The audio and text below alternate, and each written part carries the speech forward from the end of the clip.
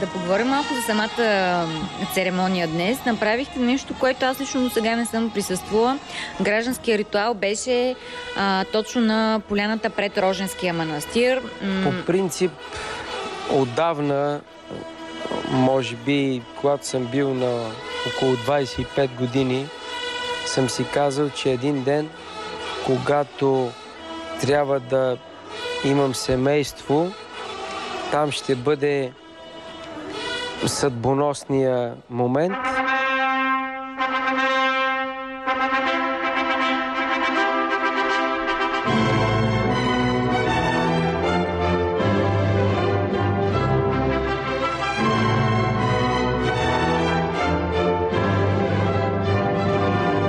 Избрахте днешната светла неделя на това свято място да кажете своето заветно да. Тук сме се събрали по този повод всички, които ви обичат. Вашите родители, вашите близки, вашите приятели. Моя баща беше главен лесничей на мелнишкото горско стопанство. Просто бях длъжен да почета паметта на моя баща и на дядо ми, които са ме възпитали, и аз им го дължах.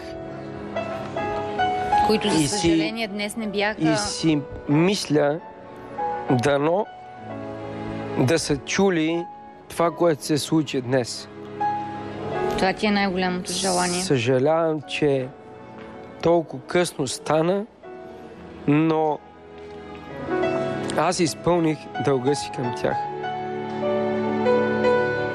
Вие, Галя Борисова Янчева, желаете ли за свой съпруг Яне Георгиев Янев? Да.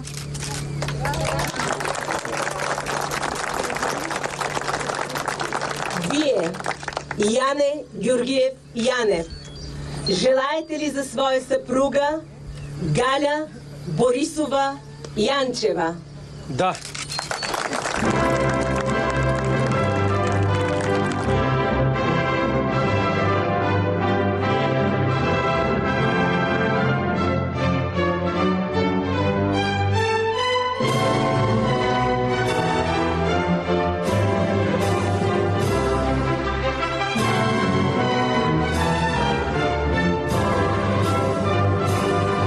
Дадахте го? Дадохме го да са много радостни.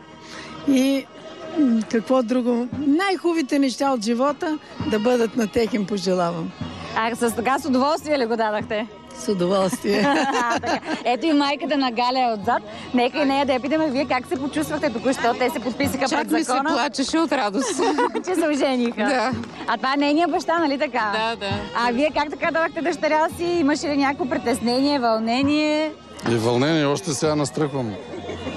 Драго ми е. Няма как. Бащите казват, трудно дава дъщерите. Това ви е първата сватба. Имате и друга дъщеря. Имаме друга дъщеря, чакаме нея ушама. А казват, че бащите трудно дават дъщерите. Сега как? Трудно. Като знаеш, че на хубав човек я даваш, драго ти. Аз съм майката на кръстника на Стоян Ръждев. Ами Стоян ми го е кръстил.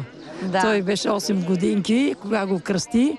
И Янката, нали знаеш, че е един от най-родолюбивите българи и би трябвало всички да взимат пример от него. И тогава ки пребъде България. Така че той си поиска. Имаха много кандидати да стават негови кумове, обаче той се устоява старите традиции. И моя син, аз съм много щастлива, че той държи на нас, на родата, и моя син е сега кум. Тук кумството в нашия край се наследява и никой, който държи на християнските ценности, не може през ум да му мине да смени кумовете. А Янето, значи го знаете от съвсем малък, така ли? Ами Янката, ние сме си двойна рода. Хем му съм сринка на майка му, хем сме кумове. И какво? От две страни сме рода. Беше? Ами той беше много емоционален и работлив. И като дойде от София, случвало се ние да ходим на Цалим на гости с мъжа ми, нали. И той си сваля палтото, сваля вратовръзката, отива и коси люцерна. Люцерна, така го знаем от малко и си е такъв, който не се унижава от нищо. Янката може да оре, янката може да дои, всичко може. А човек, който всичко може, той ги обича хората. Обича животни, обича хората. Така че не трябва да му завиждат на янката. Ако всичките са като янката, България е Швейцария.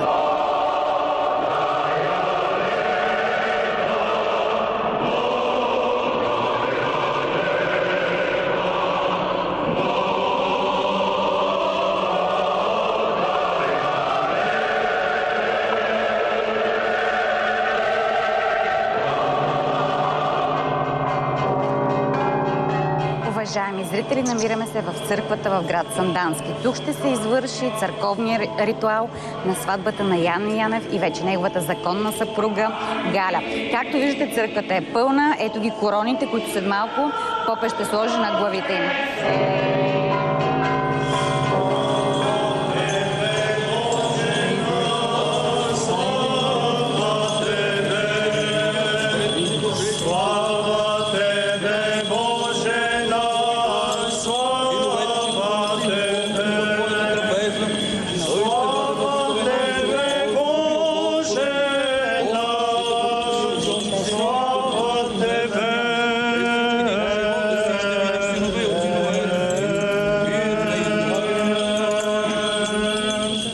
Църквата в Сандански при предишно твое интервю в Горещо беше казал, че това е специално за теб място, близо до родния ти дом. Ходил си там като малък. Всичко получи ли се днес, както беше планирал за църковния ритуал? Да, аз първо искам да благодаря на владиката Натанаил, който направи за нас голям жест. Венчавката видяхте, че отслужи от сърце и с невероятно вдъхновение. Боже, пречисти и създателя на всяка твар, и по своето човеколюбие си изменил в жена реброто на праотца Адам. Благословил се ги и си рекал: плодете се и множете се и обладайте земята, и че съчетаването се направило двамата едно. Затова ще остави човек баща си и майка си и ще се прилепи към жена си, и ще бъдат двамата една плът, и което Бог е съчетал, човек да не разлъчва. Бях изключително респектиран. Запомнил съм огромна част от думите, които той каза, и съм убеден, че ние ще оправдаем това доверие, което той ни даде. Венчава се Божият раб Яне с Божията рабиня Галя, в името на Отца и Сина и Светия Дух. Амин.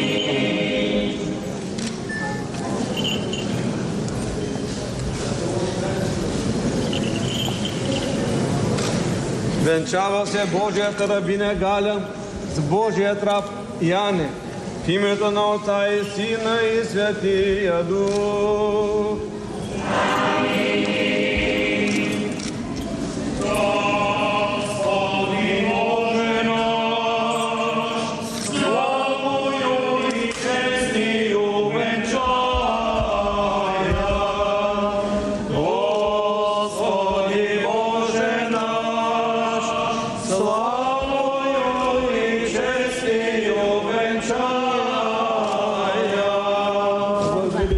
Младоженецо като Авраам, бъди благословен като Исаак и се умножи като Яков, ходейки в мир и изпълнявайки правда Божиите заповеди. И ти, невесто, възвеличи се като Сара, развесели се като Ревека и умножи се като Рахила, радвайки се на своя мъж и пазейки на рибите на закона, защото Бог той е благоволил. Господу да се помолим! Доста така развълнувана бях. Също се постарах да се вслушам в думите на владиката в голяма част и от притчите. Да запомня, бяха много мъдри и през цялото време общо взето се възхищавах на това, което правят.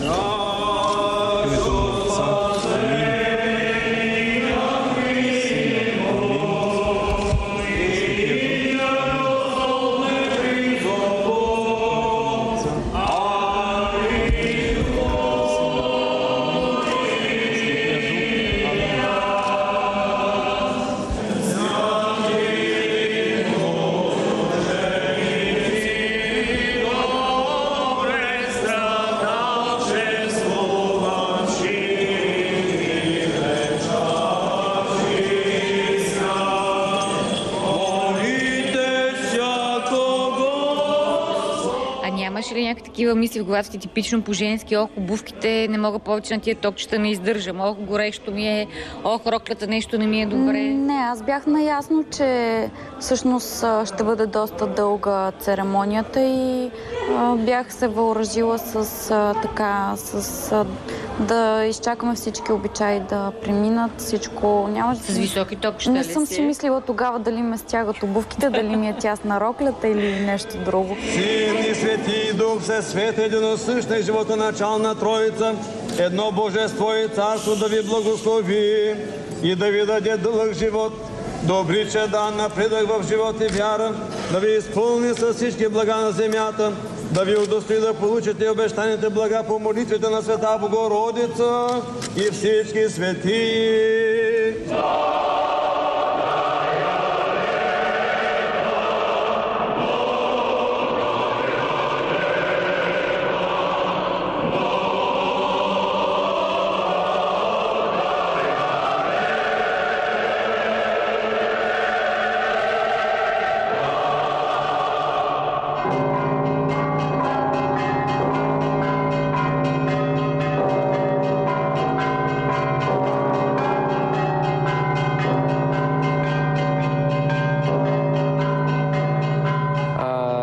Това наше лично събитие искаме да бъде по-далече от светските клюки и не случайно вътре в ресторанта допуснахме само единствено горещо, защото вие единствени в последните години искахте и чухте нашата гледна точка.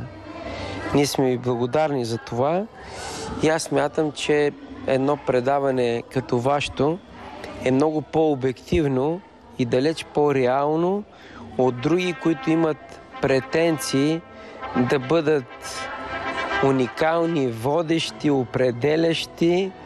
В крайна сметка не дават думата да се каже директно, така както го правим ние в момента пред вас.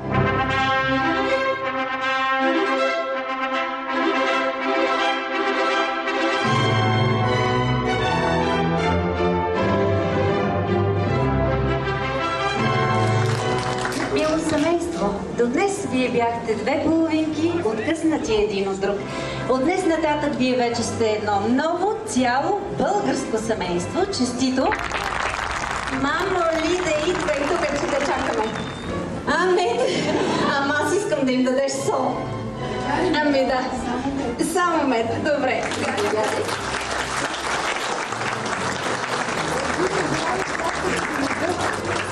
Галя, много те обичат. Мед се дава за сладост, мед се дава за радост.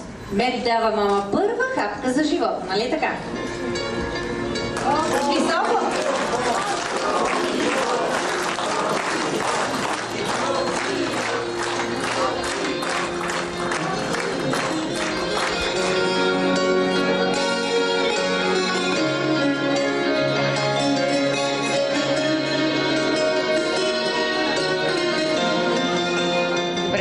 Сега тук момента да питаме, чакаме ли вече бебе, на път ли е? Въпрос, на който аз много мразах да отговарям и знам, че сигурно и на тебе ти е противен, но нали зрителите сега очакват да разберат каква е истината. Имаме ли вече, работим ли по въпроса, имаме ли, казаха тук до 10 месеца да се роди, имаш партийно поръчение? Да, така е. Да, доста